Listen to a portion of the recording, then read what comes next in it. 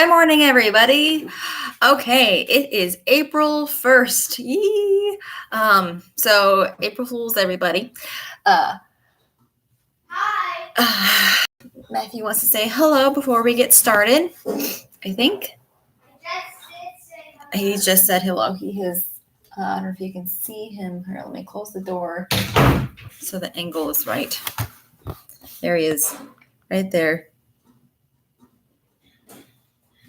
He is working on his putting right now.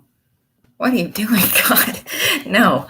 Okay. So I got the chat to work because I looked at the guidelines of what does it mean? Does it it was like, is this video made for kids? And I'm like, yeah, it's made for kids. But then it was like, I looked at the content. It's all like, is this specifically made for like preschoolers and children under like the age of 7? I'm like, oh, we're defining kids differently. So the chat is now open and available. You can say something. Of course, please make it school appropriate, because as soon as you don't make it school appropriate, then I'm going to have to yank the whole thing and say you're back to being, preschool age. So there are several of you that have made comments about we need to talk about M's. And yes, but before we get into that, I have a couple of things that I want to talk about. Thing number one, if you have been paying attention, or maybe you've gotten an email saying that as of right now, school is closed until further notice. That is the official stance of TISD. And because I know that Governor Abbott has said that all schools are to remain closed. I think he said until May 4th. I think if that was the date, that I remember May 4th or 3rd or 1st or something like that. So that is our stance. Yes, good morning, Cougars, at ya boy Chips Ahoy. Don't know who you are, but it's a great day to be a Cougar, as always. And then the other thing that I want to talk about, besides having school being closed for longer than we had anticipated, was starting Monday. That's this coming Monday. Grades. Grades are going in. So I can take things for grades. So everyone is going to start off with a grade already, because if you remember correctly, we took a midterm before break. And that midterm was, I told you, I was like, oh, that's going to be our first grade at the new 9 weeks. Well, baby, the new 9 weeks is here. That midterm counts. So, Jay, it is not a terrible day to be a Cougar. It is a good day to be a Cougar. And thank you, KK Ghoul 114. Oh, got it. Thanks, Jay. It is April Fool's. Just kidding. It's always a great day to be a Cougar. Okay, so grades are going in. I am going to be thinking that I want everyone to start off in a good position, and I know that midterm might not be it. So I don't think I'm going to count it as a full major. I think it's going to be somewhere like half or 3/4 of a major. That way it doesn't kill everybody. But then there are some people that have yet to take it, and so we will cross that bridge when we get to it. But that just reminds me that I need to grade those FRQs, because I brought them home with me and was planning on grading them during spring break, and then just things didn't happen. So those will be posted soon. Okay, so let's talk about money and monetary policy. And today, after office hours, I'm going to be posting today's video where you guys are learning a new graph. Very exciting. It's our last new graph. So very exciting. It's called the money market graph, but that will be posted on Google Classroom right after this. And we'll be going over anything that you need to go over about that graph on Friday, with open office hours on Friday. Okay, I've got a couple of people commenting. Yes, Michelle, I will definitely go over M1, M2, M3.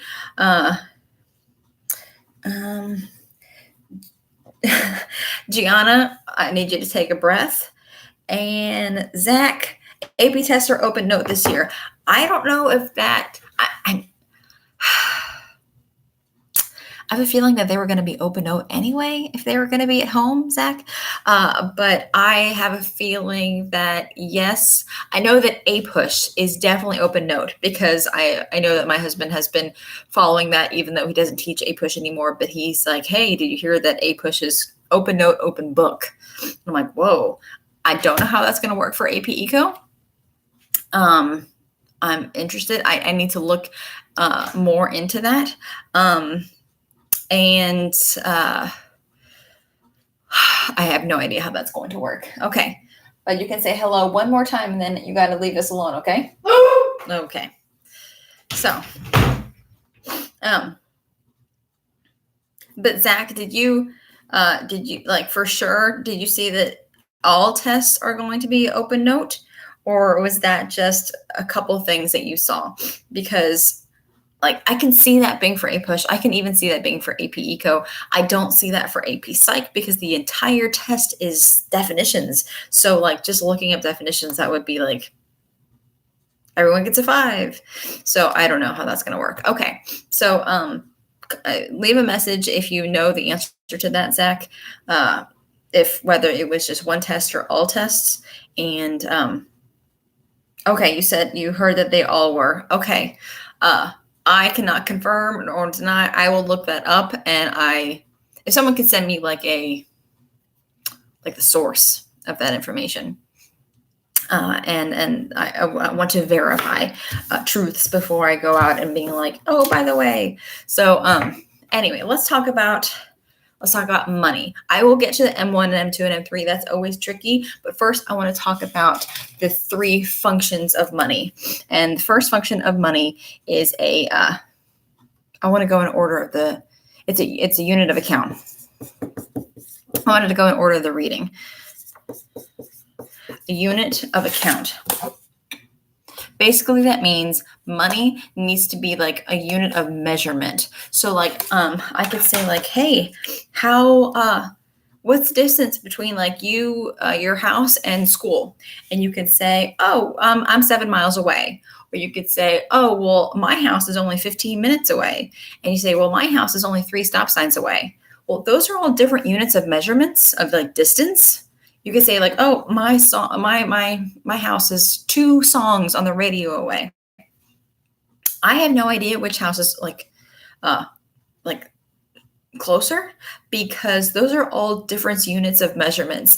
Is 3 stop signs longer or faster than 7 miles? Or what about 2 songs on a radio? Is that more or less than 15 minutes? I don't know. Are there like is there space between the songs? Are they songs that have like 15-minute like solos in the middle? I have no idea. And so a unit of account just means like it's a unit of measurement. If we put all things in dollars, I can compare prices and be like, oh, that's $7 versus $10. Okay, 7's cheaper, 10 is more expensive. But if I had different units of like, oh, this is 2 beaver fur pelts versus, a 10-pound bag of rice, I have no idea which one is a better deal because those are different units of measurements. Money needs to put it in the same unit of account of measurement so we can compare prices. The whole purpose of unit of account is comparing prices.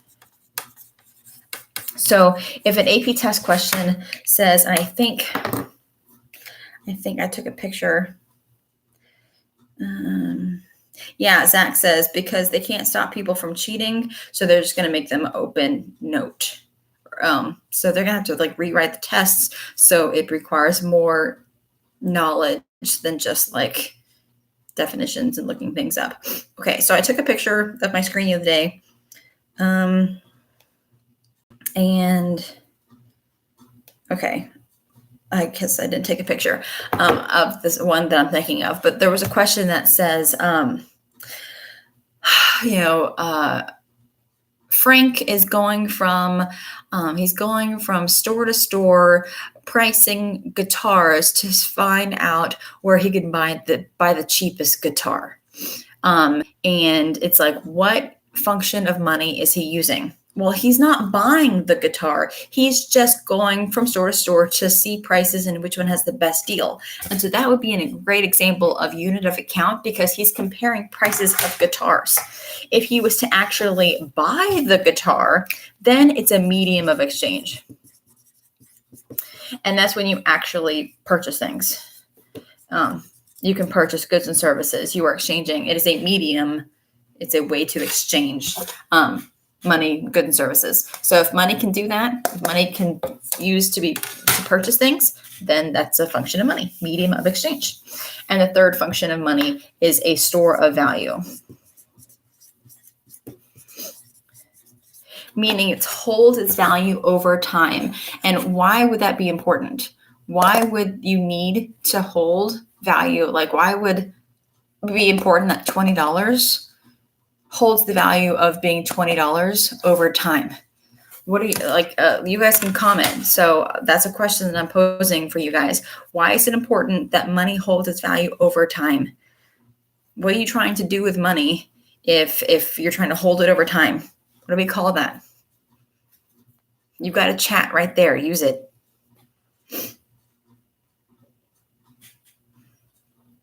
No one's saying anything. So you can save. Good job, Summer. Yes, so you can save. The whole purpose of a store of value is that you can save it. In the reading, which hopefully you actually did read it because it's an enjoyable reading, I think.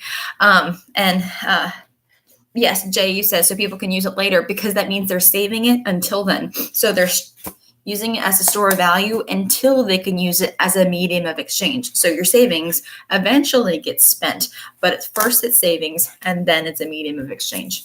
So the article was talking about like prisons now. Federal prisons are smoke free. Like you cannot smoke in prison anymore. So you can't, they don't exchange cigarettes as currency like they used to in old movies. Now they use cans of mackerel. So think of like tuna fish cans, but mackerel.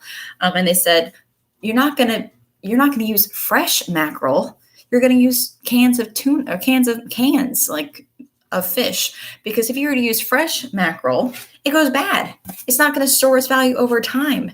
And so that's not a really good function of money. If like, imagine if, I don't know, if dollars, like if you had $1 in your pocket and you forgot that it was there and you like reach into it like 6 months later and it says like at the top of the corner, the dollar sign has faded and it now says like 75 cents.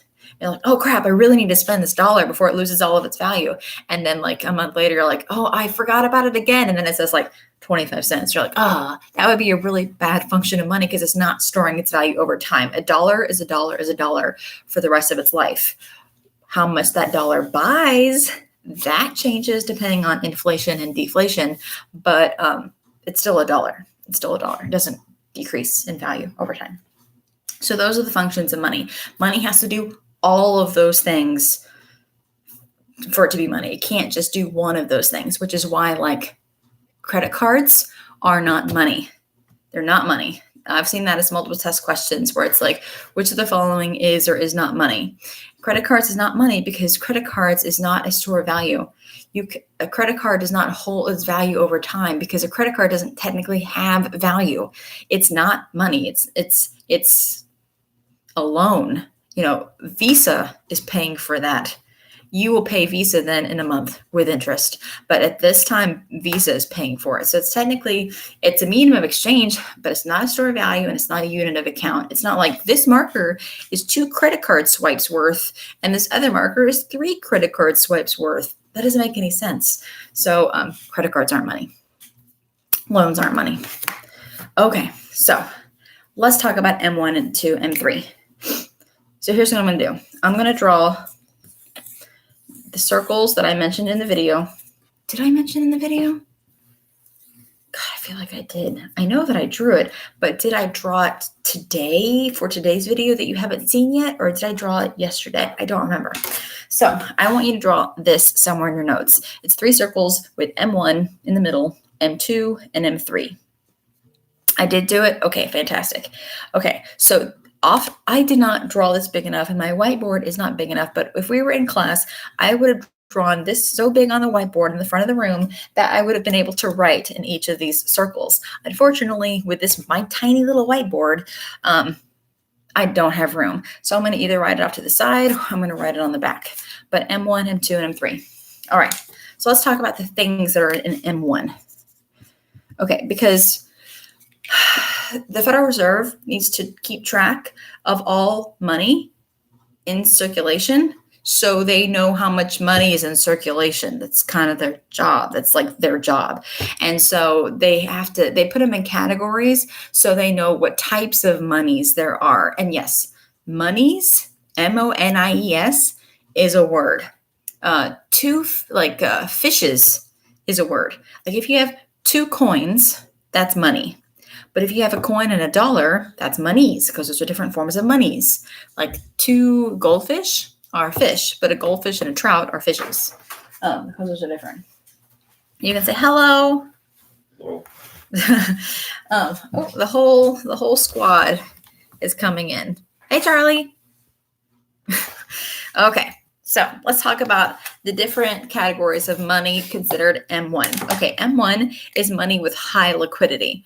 I want you guys to write, someone says, hey, Mr. Taylor, I'm pretty sure it's Kaylee Baldwin because it says KK Ghoul, and I think it's Kaylee. Jay also says, what about a euro and a dollar? Is that monies? If it's a coin of like a euro and like a dollar bill, then yes, it's monies. But if it was like a cash dollar and a cash euro, like paper money, then it would just be money, because those are just the categories of different types of monies. Okay, so here is my question for you guys for the chat box right here. What does liquidity mean? If I say money has high liquidity, what does that mean? High liquidity. Does anyone know?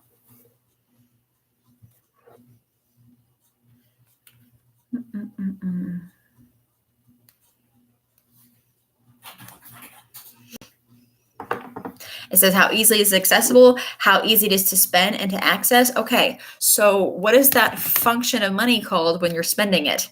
How easily it can be a what? It's how fast you can spend, but what's the function of money? That means spend and to buy things.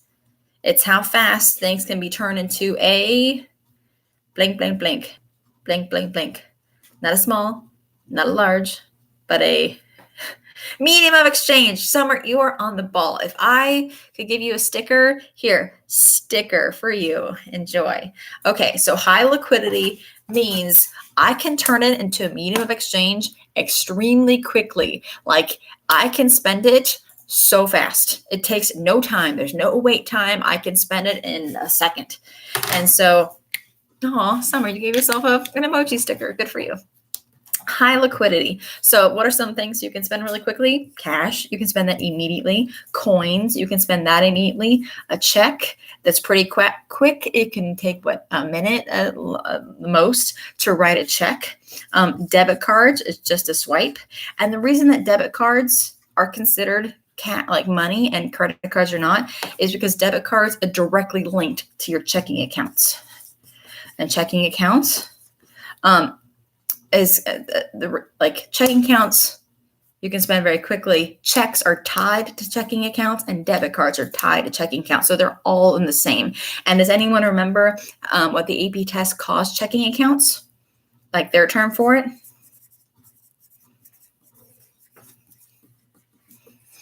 It's a term that means checking account. It's synonyms with checking account. 2 words. Both start with the same letter.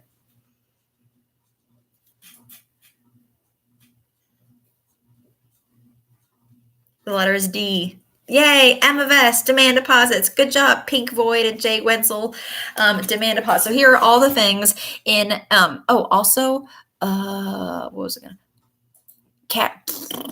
Traveler's checks are in here as well. I knew that I forgot something. Traveler's checks. But They're not super important, but cash, coins, checks, debit cards, checking accounts, demand deposits, and yes, traveler's checks are going to be considered M1.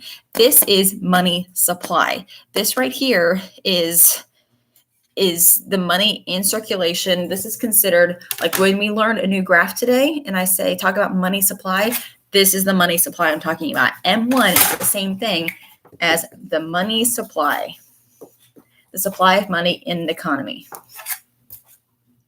Okay, the AP test though might use the term monetary base, and the monetary base is just basically cash and coins that people have like on their person.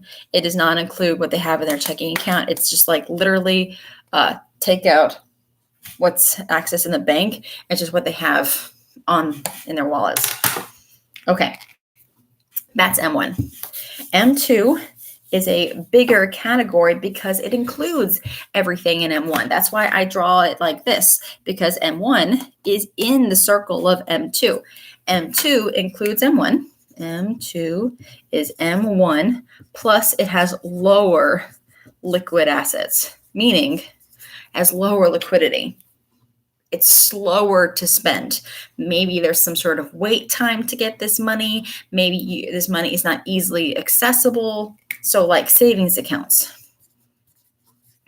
The reason that savings accounts are not easily accessible is that there's no typically there's no checks or like debit cards that are linked to a savings account. You can't access that money that quickly. And I don't know where you bank, but where I used to bank at Bank of America. You could only withdraw from your savings account 3 times a month. If you withdraw any more than that, then there would be a penalty because that money's tied up. Because whatever you put in your savings account is that's money that can be given out as loans. So if they're giving it out as loans, but then you're also withdrawing from it, they're like, uh-oh. And so they penalize you from accessing that money because they have already loaned that out. So they just to protect themselves from being overdrawn. So savings accounts is M2, along with business accounts. Does anyone know what a CD is? A certificate of deposit? It's not a huge thing, but so let's say that let's just pretend that your savings account earns you 1% interest. It doesn't. It earns way less. But let's pretend that your savings account earns 1% interest. So it's not earning you too much interest, but you can access it 3 times a month at most. Well, CDs, on the other hand, you can only access CDs once every 3 months, or sometimes it's once every year. It depends. There's different types of CDs, but you do earn a higher interest. So it's even lower liquidity than a savings account because it's less accessible, but you do earn more interest, and that's the trade-off there. You either have access to your money but don't earn any interest, or don't have access to your money and do earn interest. Hello again. Hello. Okay, so savings account, business account, CDs, and I feel like I'm missing something. Tell me, anybody, if I'm missing anything from M2. I think it's just this, but I feel like there's one more thing, but I can't. I don't know. Okay, so let's then talk about M3. Yeah, you're gonna jump on Charlie, and everyone's in the office. Okay, goodbye. Hey, do you need to go work in a workbook or something? No, okay. Oh, credit cards. No, someone just asked, are credit cards? Credit cards are not money. So they're you know what M stands for? You'll never guess. Money. So credit cards would never be an M because credit cards are not money. And this is M1, money 1, money 2, money 3. So credit cards, not money. Okay, but M3 includes everything. It includes M1 plus M2 plus very low liquidity. So money that is next to impossible to access. So I want you to think of, these are going to be accounts that people use for their retirement. For like they're not going to access it for a long time. So M3 includes, okay, so long-term CDs. So those certificate of deposits that I just talked about, I said like you can access it like once every 3 months. Well, long-term CDs, they can go for like 10 years. So you're not going to be accessing it, but once every decade, yeah, you're not going to be accessing this money very much at all. There's also a type of account called a money market account,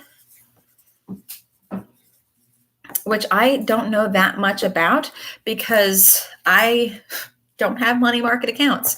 The money market accounts, I used to work at a bank many, many years ago, and at Bank of America. And at Bank of America, to have a money market account, you had to have like a minimum of $10,000 in the account. Most people use these types of accounts for retirement purposes. You're going to be earning higher interest than that of a savings account and of a CD, but you're really not going to access this money for like a long time. So money market accounts, think of like very rich people not touching their money until they're very old, but still just lower liquidity. Okay, so here is a possible example, and I want you guys to think about it. And maybe you can type in your answers when you guys are ready. I'm going to redraw my circles because they look kind of bad. M1, M2, and M3.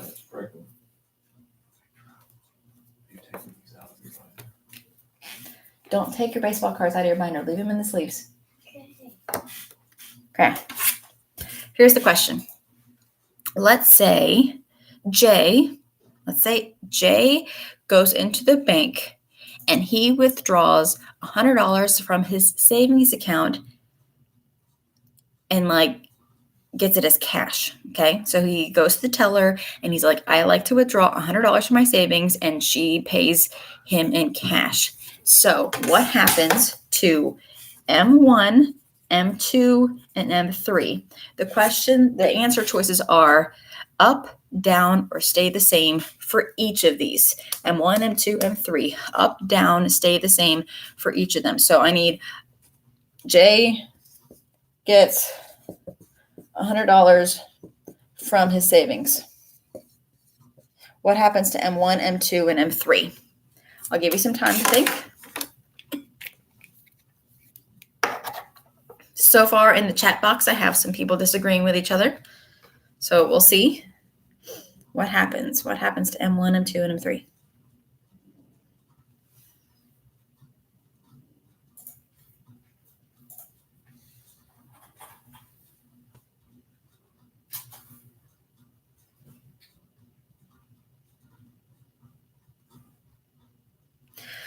As you guys are answering that, thank you, Gianna, for finding the source of Trevor Packer on Twitter, saying that all AP exams are now going to be open book, open note.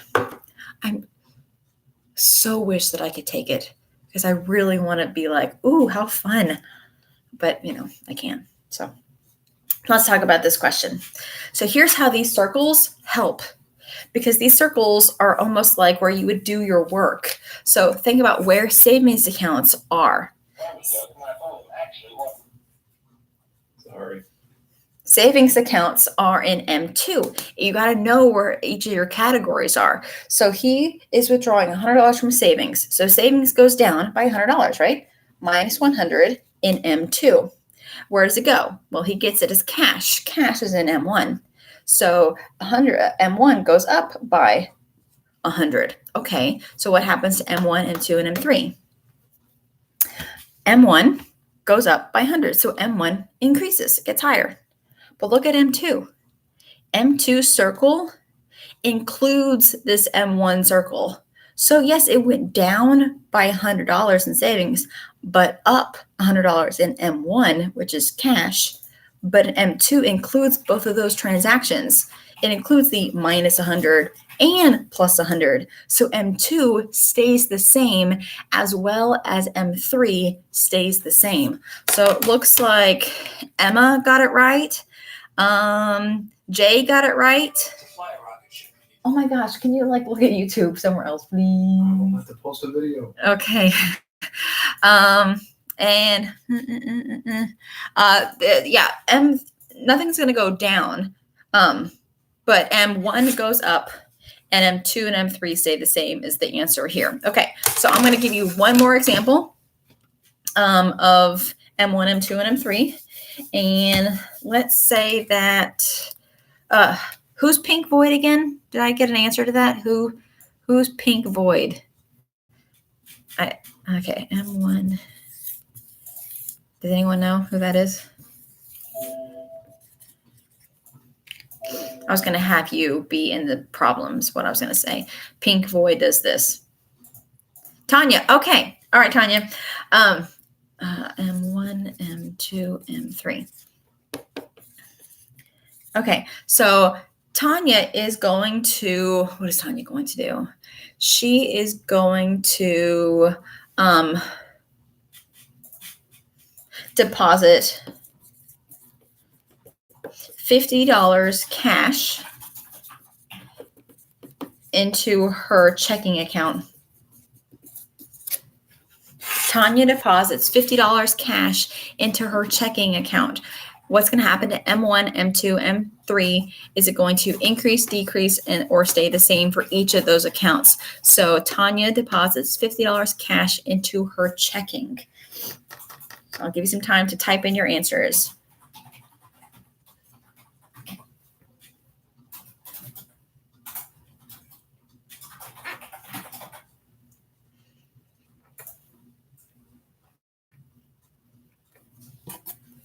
$50 cash in the checking. Write on your circles, and then get the big picture. What happens?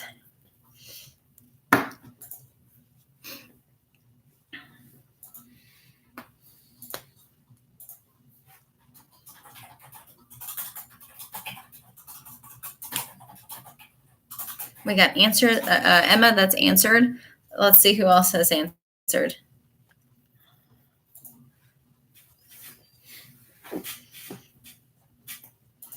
Okay, we got some different answers here. All right, so $50 cash. She takes $50 cash, which is in what M? Cash is in M1. So she takes $50 cash and she takes it from cash and she puts it to checking. So there's less cash of $50, but there's more checking of $50. Well, where's checking? Where's checking accounts? Also in M1. So minus $50 cash, but plus $50 in checking, all in M1. So M1 doesn't change because it's minus 50 and plus 50, which is 0 in M1. There's no change in M1, and there's no change in M2, and there's no change in M3. They all stay the same. They all stay the same. And the reason that they're not all increasing or decreasing, guys, is that M1, M2, and M3 is all, this is macroeconomics. So it's all cash, not just your cash or someone else's cash or your checking or someone else's checking.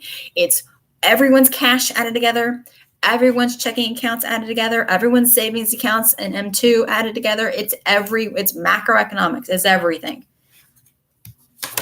Okay. Yes. If you need to take some time to like write that in your notes, do that. That this is everyone's currency and everyone's money combined. Like M1 is something like billions of dollars. It's not just like it's not like your $100 account. It's everyone's. Okay. Hello, Brandon. How are you? Okay. So, Jay, are you raising your hand or are you high-fiving? Because if you're raising your hand, I can answer you. We're good?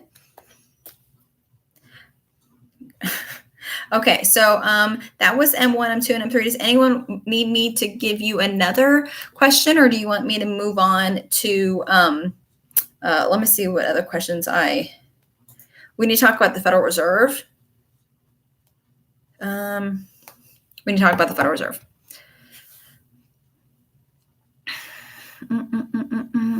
But does anyone want to go over and give me a yes or a no, like make some sort of comment?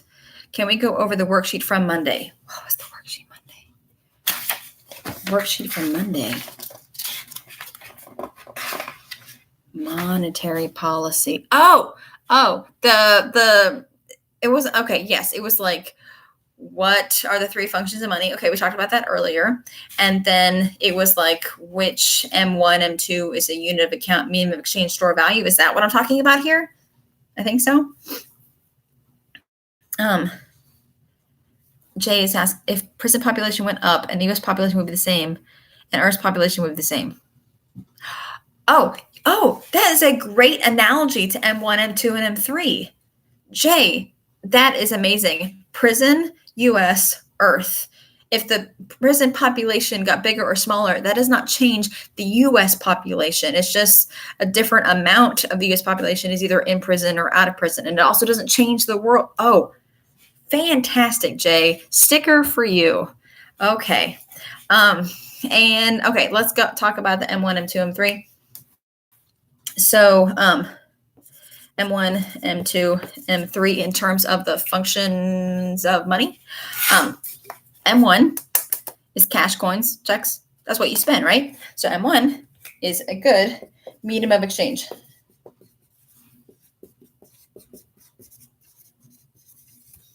Because you use it to spend. And medium of exchange means spending. M2 is savings accounts. You know what you're using savings accounts for? You're storing it for future. I was supposed to be commenting. Hands, not washing hands. Sorry.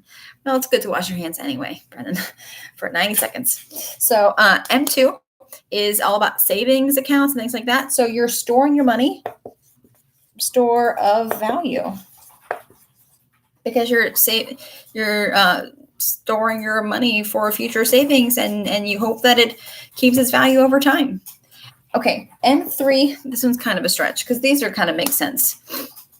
M3 includes all money because it includes M1, M2, and M3. Includes all money that's available, like all different types of money. It includes all of every single thing of money in the United States. It's included in M3. And the money that we use in the United States is the measurement of how we assign value.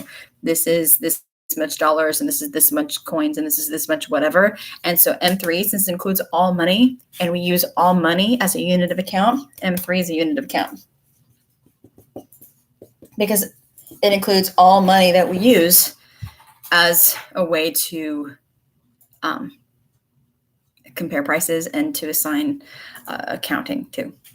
Okay, does that make sense? Summer, was that all the things that I asked on that worksheet?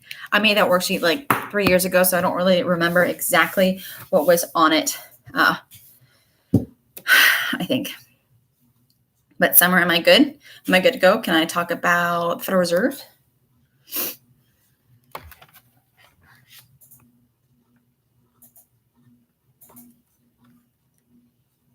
Hey, dog. Squirrel. Okay, will I go over the multiple choice questions from the PowerPoint? Yes, that had to do with, well, two of them I just went over.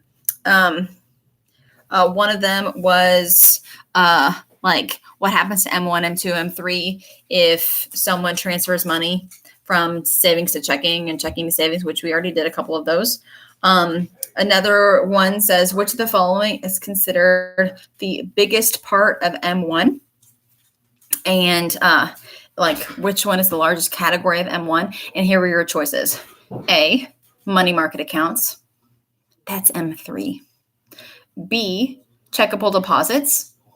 That sounds a lot like checking accounts, checkable deposits. And then it talked about savings deposits, and that's M2. It talked about bonds. Okay, let's talk about bonds really quick. And then it says all the above. It's not all the above. It's only checking accounts. Can you go over the $100 in checking again and how it doesn't affect M1 and 2? Okay, yes. I will totally go over M1, M2, M3 again. Here I go. And Jay, I cannot tell you how much I love that analogy. I'm telling you, that is probably one of the best things I've heard. Okay, so M1 M2, and M3. Okay. Everything in M1 is included in M2. So anything that happens in M1 also happens to M2. And same thing about M2. Anything that happens in M2 also happens in M1. So there is a quiz that I usually give when we talk about M1, M2, M3 that I say, I think it's always like, give me 2 categories of money that are in M1. And the next question is like, give me 2 categories of money that it's in M2. And there's always some smart aleck student that puts the same answers for both. They'll put cash and coins for both answers. And they're both right because M2 includes those cash and coins from M1. So remember, anything in M2 is also in M3. And anything in M1 is also in M2, which is also in M3. So it builds out like that. Okay, so let's say, and I think the question that, I hate that my stupid face won't open up my phone sometimes. It's like, when you took this picture, you looked better, and now I don't know if it's you or not. Okay, where's my pictures? Okay. It says the question was, Jacob transfers $2,000 from his savings accounts to his checking account. What effect will this have on M1, M2, M3? So $2,000 from savings to checking. So $2,000 from savings to checking. Okay, so you have to know that savings is in M2 and checking is in M1. So it goes from savings to checking, and it's $2,000 from savings, and it's going into checking. So minus $2,000 from savings plus $2,000 in checking. So just look at the circle of M1 by itself. M1 has gone up by $2,000. That's the only thing in M1 is up plus 2,000. But look at M2. M2 includes both of these circles. It includes the plus 2,000 and the minus 2,000. Yes, savings went down, but M2 includes savings and checking. So yes, savings went down by 2,000, but it went up by 2,000 in checking. And so those 2 transactions are included in M2. And so what happened to M2 overall? Nothing, because that it was minus 2,000 and plus 2,000 in the same categories. And so M2 and M3, because if you look at this entire circle, it cancels out. The plus 2,000 and minus 2,000 both cancel out. So does that help those of you that kind of just look at the big circle overall, and then obviously knowing the categories of things that go in each thing?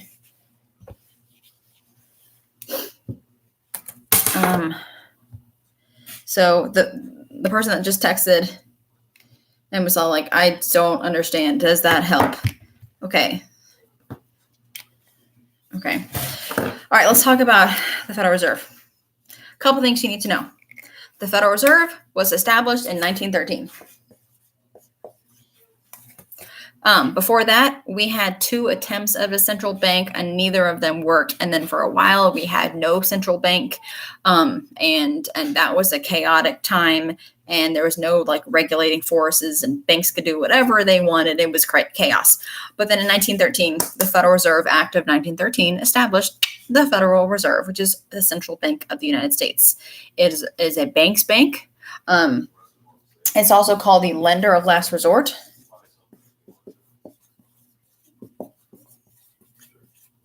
A lender of last resort. What that means is if a bank like Chase or Bank of America or whatever was to be in like jeopardy, the last resort that they can do is they can borrow money from the Federal Reserve. But they're not going to borrow from the Federal Reserve as their first option. That's like going to like, I don't even know. Like if I screw up in my class or something and I need help, I'm going to talk to my husband first. And then if he can't help me, I'm going to go to Ms. Fleece. And then if she can't help me, then I'm going to go to Mr. Houghton and then Mr. Valiente. And then the last resort, if I screwed up, then I will go talk to Mr. Scott. But it's like, I'm not going to go to my boss who like determines if I am employed or not and tell him, oh, P.S., I've been doing some pretty fraudulent stuff and I'm totally out of money. Can I borrow some? No, I'm not going to go to my boss first thing. Last resort. And that's how banks work. When banks get in trouble and they need cash and they need to borrow money from each other, they go to each other first before they go to the Fed. But the Fed is there. The problem is like, yes, the Federal Reserve was established in 1913. And then we had the Great Depression. Well, this was their very first test of whether they were a good lender of last resort, and they were not. They in the 30s, late 20s, early 30s, mid 30s, late 30s even, they hadn't figured this part out well. Now we know they can do this part well. They can help out better than they did in the past, but they hadn't really. No, Jay. They hadn't really figured things out, which is unfortunate for the time. But now you live and you learn. So, oh, my foot is falling asleep. Okay, so that's the Fed. A couple things about the Fed. There are 12 regions. The regional headquarters is different for every single region. They also, there's also a head branch in Washington, D.C., and in that head branch is the Board of Governors. Yes, Jerome Powell. Okay. Quick comment and thought about Jerome Powell. Okay. So Jerome Powell was, let's talk about how they're picked. The Board of Governors, which are 7 members of them. These 7 members of the Board of Governors, they are picked by the president. You actually need to know this. Picked by Prez and approved by the Senate.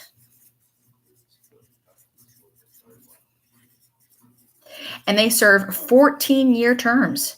And they can serve for multiple terms. And they are picked and approved on like a rotating, like their appointments are staggered. So it's not like there's going to be a whole brand new Board of Governors in 1 year. It's like every few years you're going to have one person leave and one person come in. So this is how they're picked by the president, approved by the Senate to serve 14-year terms. Okay. That being said, 14 years, they're going to have to sit under probably at least two different presidents, but typically presidents under different parties. 14 years, you're going to be serving under several different Congresses, and you're going to have to get along with them. Monetary policy and the Federal Reserve, even though it is part of the government, it is a very non-political part of the government. They do not run for office. I know the political party that Jerome Powell belongs to, but you wouldn't have known it based on his actions, and the people that have come prior to him, you wouldn't have known based on their actions. They don't run for office. They're not like, vote for me, I'm going to do this. Like, they don't do that. They are bankers first. They're economists first. I know their political party because I've looked at it, but it's not like it's very, very little less political. Plus, with 14-year terms, they're going to be sitting under several presidents, which means they're probably going to have to get along with both political parties. So one more reason that it's not very political at all. Like fiscal policy, that's literally Congress. It's extremely political. Taxes, government spending, what's more political than those two things? But interest rates and changing money supply and the fact that they serve 14-year terms, yeah. Okay, but here's the thing. I have a story. So when Jerome Powell was picked, he was picked by Trump when Trump first got elected, and he was replacing the person who was in chair before. It was Janet Yellen, and she was the first chairwoman in the history of the Federal Reserve, and she first chairwoman, big deal, broke the glass ceiling. People were like, yay. But she had, there's controversy. There's a lot of people that did not like her, and Trump was one of them. So when he got into office, he fired her and was like, I don't know who I'm going to pick. I'm going to either pick Jerome Powell or this other economist. And this other economist was named Jonathan Taylor. Like, I was like, oh my gosh, I know nothing about Jerome Powell or Jonathan Taylor, but I was like, please pick Jonathan Taylor, just so I can say that Jonathan Taylor is the head of the Federal Reserve. But alas, he picked Jerome Powell. But anyway, that's my story about Jerome Powell. That's all I know. But about Janet Yellen, who was the chairwoman before Jerome Powell, she got a whole lot of, she was not very popular with certain people because she wanted to raise interest rates. And she didn't have to talk to Congress because there's no checks or balances with the Federal Reserve because it's not technically a branch of the government. And she's like, we need to raise interest rates because we're heading into an inflationary gap. And Congress was like, I don't know what that is. And so what she did is she's like, you know what? I'm going to educate them. She's like, I'm going to teach them. So she literally brought whiteboards and markers to Congress and like put it on like an easel and was drawing like aggregate supply and demand graphs and being like, okay, so the shifters of, and I was like, oh my gosh, that's hilarious. Cause like in the history of all history, no one has ever drawn like an aggregate supply and demand graph in like a session of Congress, which just made me like yes. But she got fired. So what are you going to do? Okay. All right. So the head of the Mrs. Taylor Stream. Well, I was all like, when she pulled out, like she goes to Congress and she like pulls out a whiteboard. I'm like, what is she about to do? And then she starts drawing an aggregate supply graph. I'm like, what's she about to do? And it was kind of awesome. And then when she drew it, I'm all like, preach, sister. Of course, whatever. So Congress be like, I know, because they're all like, aggregate what now? How do you even say that word? So I'm like actually drawing a graph. I don't need to be drawing a graph. So the Board of Governors, there are 7 of them. And remember, they're the ones that are picked by the president and approved by the Senate. Are you done on your video? Almost. There's 7 members of them. But then they also meet with 5 of the bank presidents, 5 of like the regional guys. And I say guys because I'm pretty sure they're all men. But there's 12 total. And that 12 together, so there's 7 members of the Board of Governors plus 5 of the regional bank presidents. Where's Hello. all the bullets? Where's all the bullets of your Nerf gun? It's in a baggie in your blue tub in your playroom. Okay. That makes the FOMC. Those 12 guys together. And the 12 guys together meet 8 times a year to determine what they should do with monetary policy. Should they increase money supply? Should they decrease money supply? What should they do? So, and they meet 8 times a year scheduled, but sometimes they meet more because if there's like an emergency, like during like the recession of 08, 09, 10, I think they met like once a month. But I'm pretty sure they just met based on like the stock market just doing what it's doing. Oh my gosh, I'm being like shot at with Nerf guns by everybody. Like I'm being surrounded. Okay. All right. Questions, comments, thoughts, ideas, or concerns? You guys are learning a new graph today. It's called the money market graph. It's pretty simple. I just tell you why it's shaped the way it is and what it measures, but I don't tell you the shifters until tomorrow. And then on Friday, we'll have office hours again, going over the shifters and going over how it changes and what it looks like and the effects of on aggregate supply and demand and recessions and inflation or whatever. So, hold on. I'm about to like catch some playtime over here. I feel like they're about to run through the hallway, but I hear like Nerf guns being like, okay. Hey, Kayla, you said that you watched the video yesterday. Was it lagging? I heard that it was lagging, which is really unfortunate because on a brand new graph, I don't want it to be lagging. But was it? Okay, I'm watching. Kaylee, was it lagging? Do you remember watching it and it lagging? Tight faster. Ooh, good shot. Okay. Any questions, comments, thoughts, ideas, or concern? That was a long office hours, but we had a lot of material and some of it was confusing and and no. Okay, Kaylee says it wasn't lagging, so that's good to hear. And oh my gosh, it's chaos in here. Okay. All right. I'll see you guys later. Any questions? Okay. Emma says hello. Hello. They are watching right now. They are watching right now. Emma says hi, Matthew. Jay, no, Charlie is not Hey, shooting. Mr. Taylor. Yeah, that's a good job reading. But he probably was being shot at. No, we were shooting Yoda. You're shooting Yoda? Okay, well. All right, Matthew. Hey, do you want to Brennan Pate says hello. Who's that? He's a student. He's a good kid. All right. Goodbye, everybody. I'll see you guys later. Yes, they are. Oh, hold on. I'm trying to. Where's my mouse? There it is. Who knows? All right. Goodbye. Bye. I didn't